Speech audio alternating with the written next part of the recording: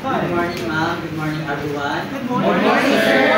Before anything else, please stand up first for our energizer.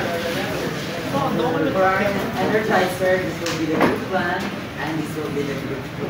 When I point the group 1, you say, ama, ama. When I point the group 2, you say, ready? Yes, sir. Group 1. Group 2. Group 2.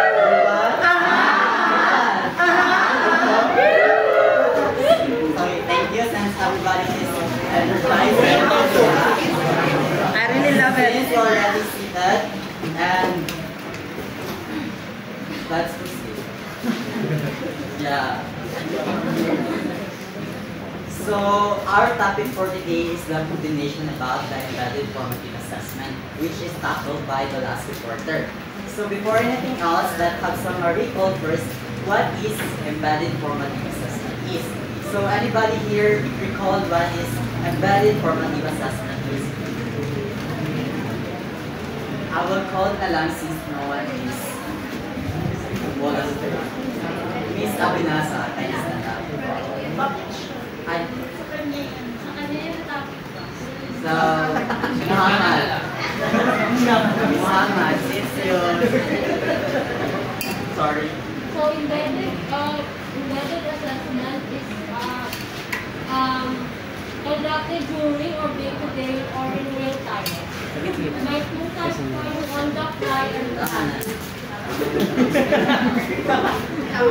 Sorry. So basically, tama, that's correct. Your answer is correct. It is conducted during the instruction. So formative embedded formative assessment is it offers instructions and learning takes place continuously woven into instruction through teacher observation, questioning, and immediate feedback and learning correctness. So we have two types of, when you say formative, embedded formative assessment is. So what are those? Yes, miss. The technical styles of embedded formative assessment are on the fly and plan. Yes, that's correct. On the fly assessment and plan assessment. So what is on the fly assessment is? Anybody? On the fly. Yes, Mr. Yumal. On the fly assessment, it occurs continuously or we call it informal or unplanned. Yes, that's correct. So, what about planned assessment? Anyone? Yes, Mr. Clark. Go ahead. For me, sir, based on my understanding, planned assessment it is a question where it is already structured. Yes, it is a structured or formal way of gathering evidences. So, those are the two types of embedded formative assessment.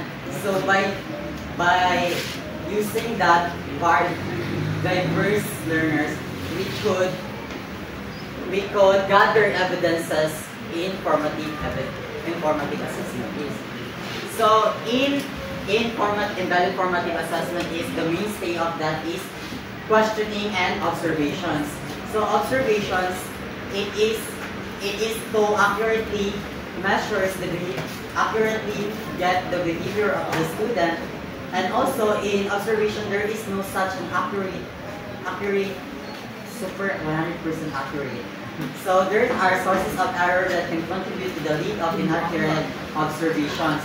So for today's topic, we will now proceed to our topic, which is the gathering evidence for embedded formative assessment is a formative assessment. Oh my God. So our objectives. So I have here a scenario. I want you to read the scenario and identify what is wrong in the scenario, and if the teacher uses observation as a formative assessment, informative to students without structure, tool, or checklist. So everybody, kindly please read the scenario, and I will give you 3 minutes to formulate your answer, and I will randomly answer the question. A science teacher is conducting classroom observations to evaluate students' engagement and understanding during a grid-studied experiment on acids and bases. The teacher decided to observe only the front row students, assuming they represent the whole class. These students are typically more vocal, confident, and academically strong. During the activity, the front row students actively participate, asking questions, recording results accurately, and discussing findings. Based on this, the teachers conclude in their report, majority of students demonstrate high engagement and scientific reasoning during experiments. Now, I want you to answer this question. As I said earlier, what do you think went wrong in the scenario when a teacher used observation in formative assessment to students without a structured tool or checklist? I'll give you 3 minutes to craft your answer, and I'll call randomly to answer.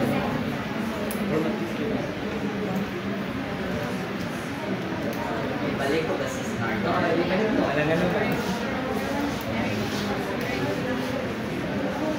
One minute. Okay, 1 minute.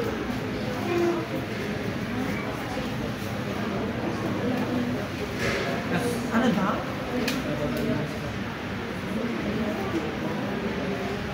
No.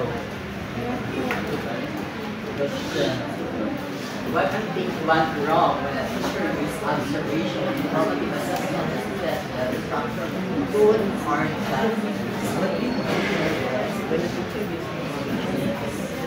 this scenario, what went wrong in the scenario?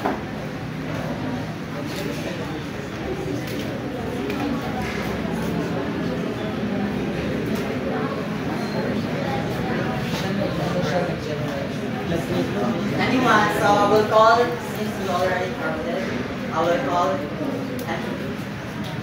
the one to answer the question.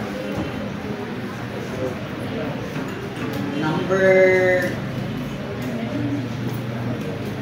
15. 15. Delphine. Sandara? Rose. Rose Sandara. So for me, formative assessment will be ineffective. Why? Because if the teacher only evaluate the front row, it is more confident, just like what is said there. So, hindi niya ma-observe yung mga what about yung mga iba pala na hindi siya masyado confident. So, ang kita dyan, pag na-evaluate ng teacher is magiging positive lang yung result. So, paano niya ma-address yung mga students na hindi masyado palang confident or vocal and academically strong? Paano niya ma-address yung mga misconception mo kung ang i-evaluate na lang yung mga alam niya na magaling? Yes, thank you, Sandara. That's correct. So the problem here in the scenario is the teacher evaluated only the first row. He included the other part of the classroom. So the teacher the observation is subjective. It leads to the biases of the report of the teacher.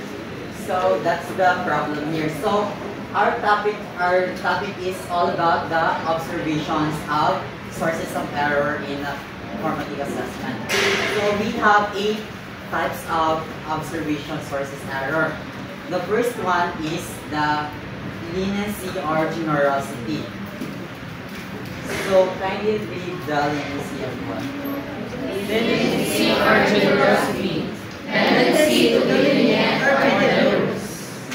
Tendency to be lenient or generous, leniency and generosity. This happens when an observer tends to overly positive, lenient, or generous.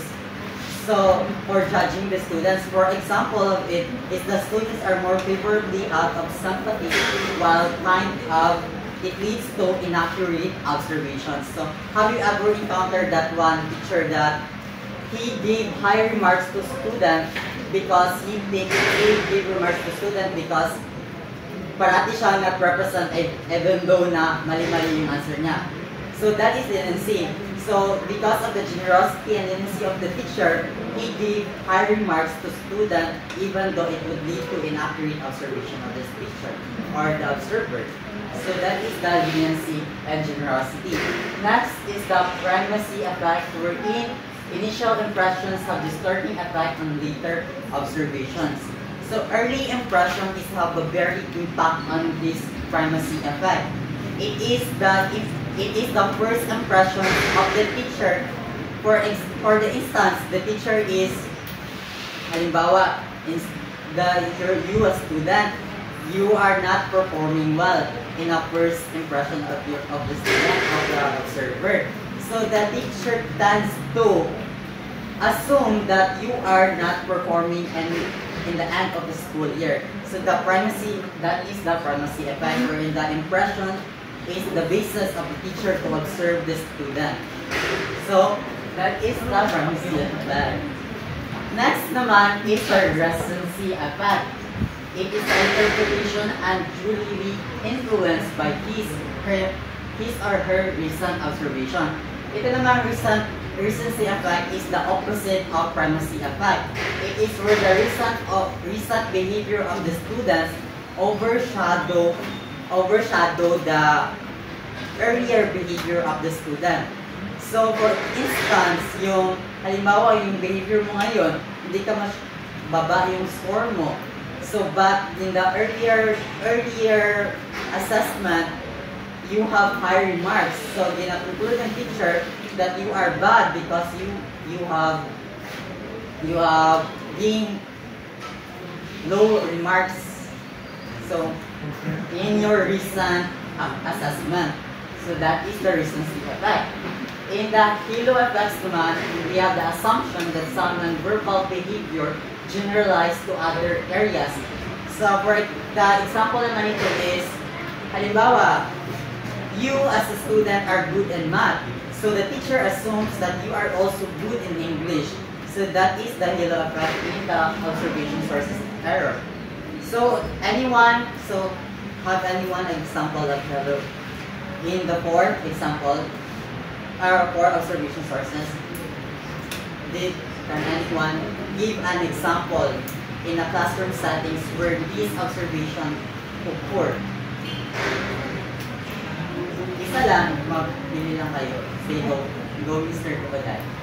Example lang na scenario where this observation sources error occurred. Sa halo effects. Depende. Sa halo effects. Yung as a picture, yung past discussion natin about essay checking. So, to avoid halo effects, you should like for example, kapag check mo siya, sa number 1 check mo lahat, and then hindi mo dapat tingnan yung names nila kasi bias. Thank you, Mr. Waday. Now, I have your scenario. I want you to analyze this one and what went wrong in the scenario and identify what observation error is present in the scenario. I will give you 1 minute to... Ano pa ganun naman? I'm sorry, 2 minutes. Senior, kindly read everyone. During a grade 7 science class under the Matatar curriculum, students were conducting a group experiment on acids and bases using litmus paper to test various household substances. One student, typically known for being respectful and hardworking, appeared disrupted and disengaged throughout the activity, contributing very little to the group's efforts. Observing this, the teacher, familiar with the students' usual performance, chose to overlook the lack of participation and instead wrote the observation down. Students showed interest and support in group work. Analyze the scenario and identify what observation sources are present in the scenario. You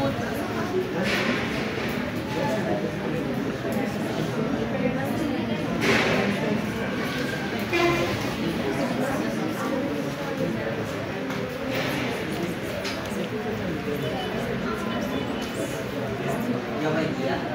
Yes, Mr. I think the problem here is primacy effect based on the conclusion that the observation of the teacher, because it was stated there that typically the student was known for being respectful and respectful and hardworking. So that is the past observation, the initial impression.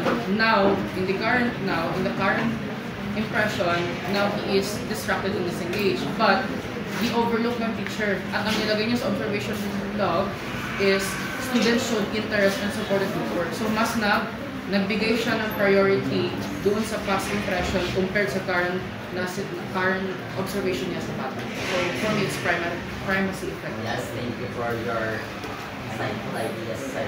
Any idea? Same idea. Who have other observation error that seen in the scenario? Recency.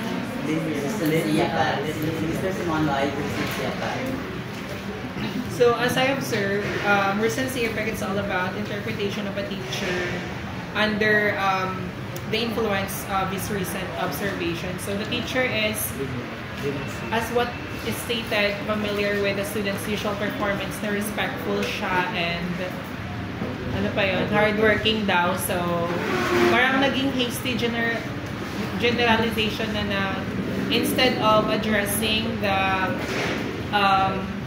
issue that the student is not participating or is not engaging with his group mates, he overlooked it as he still showed interest and supported the group work because he knew at first in her recent observation that the student is respectful and hardworking. Thank you, Mr. Simons. Actually, class, the scenario here is the observation sources error present, and this is leniency and or generosity. Why? The teacher know that the students are what they call is respectful, being known for being respectful and hardworking. So the teacher lowered the standard of evaluation because she or he know that the students is very kind and hardworking. So he lowered the standard, and also the teacher gave high remarks to the student. The teacher gave credit not based on the actual performance during the observation, but can assume her intent of their past behavior. So that's the observation error present here. So let's move on. Yes, Mr. Pero if we base it naman talaga, nag-base man siya dun sa past niya na observation na hardworking and respectful. Tapos ngayon, sa current niya na di ba, naging distracted and disengaged siya. Tapos ngayon, pagdating sa observation, mas binigyan niya ng priority yung yung past observation or yung impression niya before, not right now. So hindi pa siya ma-fall as primary source. Tama ba siya? Yes, actually it could be fall. Actually, there are occurrence that there are more observation error that can be seen in a scenario. So actually, but there is a more visible that there actually it can be fall as primacy effect, and also it could be also a lenient or generous. But the more Based on the attitude. yes. Alright.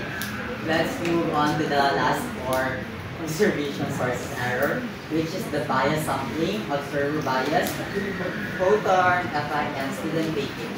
In bias sampling, observation do not contain enough to provide reliable measures, may be skipped. So have you observed kanina yung presented scenario kanina?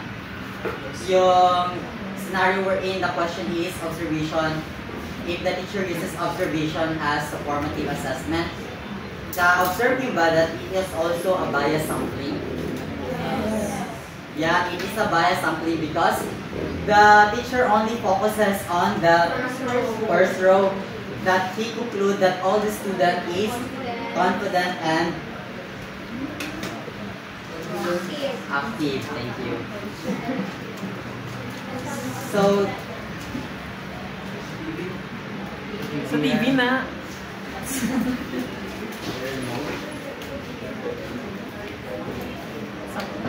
thus, in the bias sampling, the teacher or the observer teacher may certain students focus on specific times, missing the bigger picture of the learning.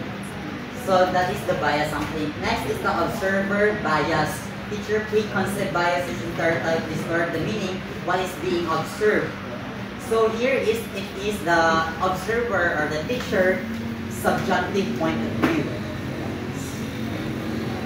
The observer personal belief, fear, and stereotype or expectation distort what the teacher or the observer see. So do you get it, everyone? You get the difference between bias sampling and observer bias. Observer bias, it is a subjective point of view of an observer wherein it could distort or it could alter the personal of what the observer see in personal view.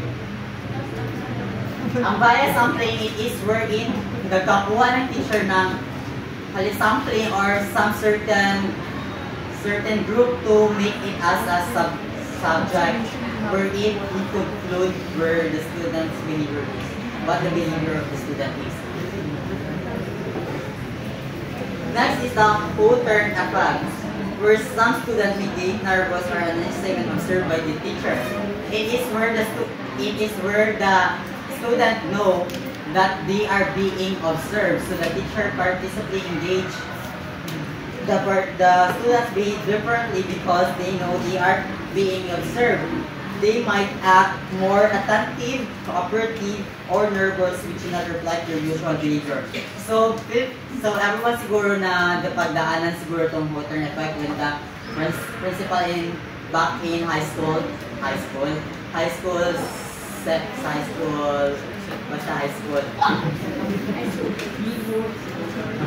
yeah, di ba? Yung principal nag-observe in a student. So, the teacher nag-change ang behavior of the student because the student know that they are being observed. And lastly, the student rating naman. Student may break their behavior. For the instances of this is, yung ganyan yung student even though na hindi nila na-guess, that they could take para lang masabi na they are in the class, they are engaged in the classroom settings. That is student faking. Yung ina-fake nila yung mga nude nila, behavior nila, making eye contact, noodling, eye contact, because hindi naman nakikinig kasi nasa ibang dimension yung utak niya. So that is student faking. So, do you get the difference between the last four observation? So, I have your scenario. Also, I want you to identify what observation sources are represented and what is wrong with the scenario. Kindly read, everyone. Demonstrator informs the grade 7 science teacher that an external observer will be visiting the class to evaluate teaching strategies and student engagement. The teacher announces this to the students a day before the visit. On observation day, students who are usually passive suddenly become more active. They raise their hands more often. They participate in group discussions with enthusiasm. They follow lab safety protocols meticulously with hands-on experiments on acids and bases. The observer notes high engagement and collaborative behavior in their labs. However, once the observer leaves, classroom dynamics return to their usual pattern. Some students disengage and participation drops. I'll give you one Ay, kanya minute siguro po. Wait lang. to answer the question. Student faking. Dalawa. Student faking. Hawthorne. Student faking and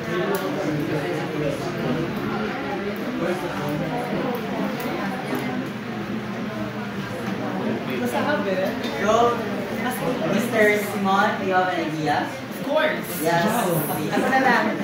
So based on the given scenario, I observed that it shows an observation sources error of Hawthorne effect and student faking. Yeah. Hawthorne effect, it's because there is a visitor, external observer that will be visiting the class, and students are, based on the situation lang, they are from being passive learner to active learner. So at that point, they maybe have fear of not participating because it's an external observation, and then student faking because of their attitude from passive to active participation, and then going back to being a passive students because they at latter part they are disengaging and did not participate in the class. Thank you. You have add on.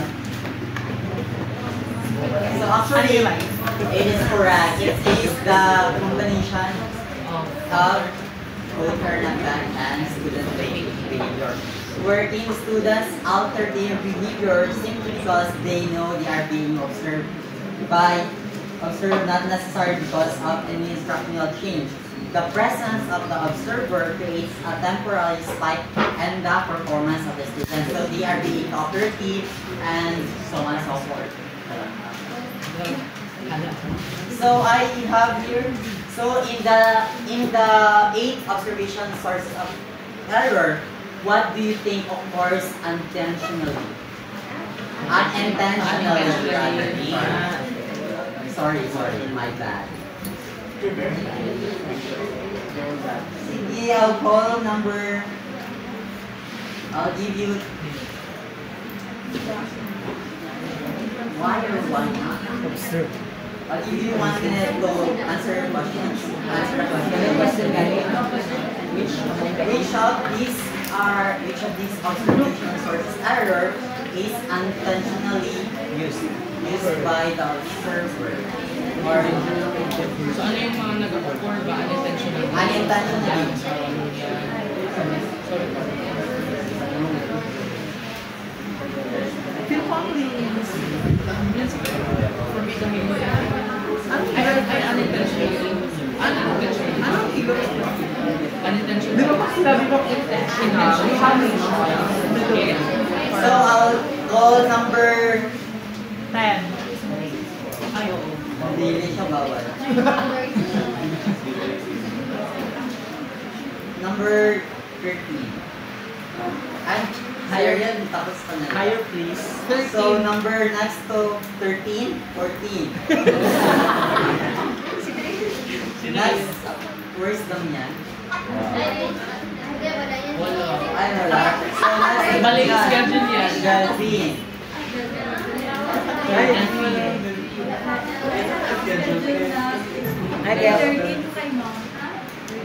kaya pala Either actual ako kay ma'am. Mali ang classroom.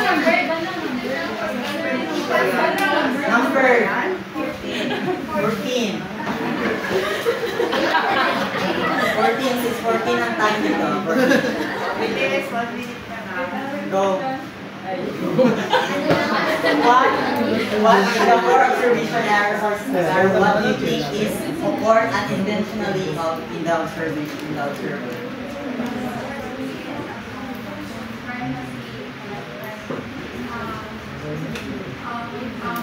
First impression, like, the presentation device, ang first impression last.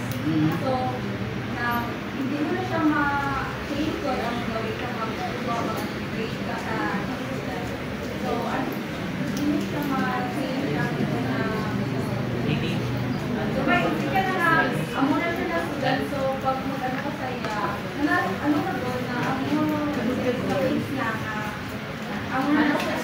wait lang, how sure you are na hindi mo talaga ma-change yung pag-isip mo na that one is bad in your first impression pala. For example, di ba is may kilala ka na friends or hindi friends ng iba na tao that ang first impression mo sa'yo is magita siya. Ay, hindi ikaw. Magita siya. Magita siya. So, first, mag-last na impression mo sa iya na mabuglayan ka na i-change. Kaya ang mga itong nagkakaroon sa iya. Or malay mo may ka-affix ka sa iya. Even though na halimbawa magiging close ka nyo masyado, hindi pa rin ba mag-change yung effect nun para sa'yo? Ma-change siya, pero So basically, hindi, nakakaya po sa ma-change siya, pero sa ano na doon na ang first impression hindi sa'yo mag-valid ka. okay, thank you for that idea, Miss Third. So actually, the unintentional observation error is halo effect. Yes. Why? Sinong may justification why halo effect? Yes, Mr. Kutua. Ay, Sandara. Please, wala lang tayo. Explain daw. Last na lang to. Go is Sandara. Ay, natapos naman siya. So, ikaw na lang is Kutua. Ay, halo effect. So, sino may halo effect na? Go na lang si Dara, go. So for me, is halo effect kasi if makakita ka mag-good ng bright, Yes. mga matatalino para sa'yo, alam na niya lahat. So, ang mangyayari is na-generalize mo good na if marunong siya sa math, then marunong na rin siya dito na part. So, yun, that's up. Yeah, that's correct. Brilliant. So, halo effect ang unintentional na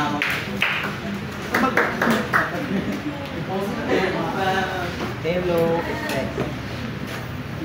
Alright,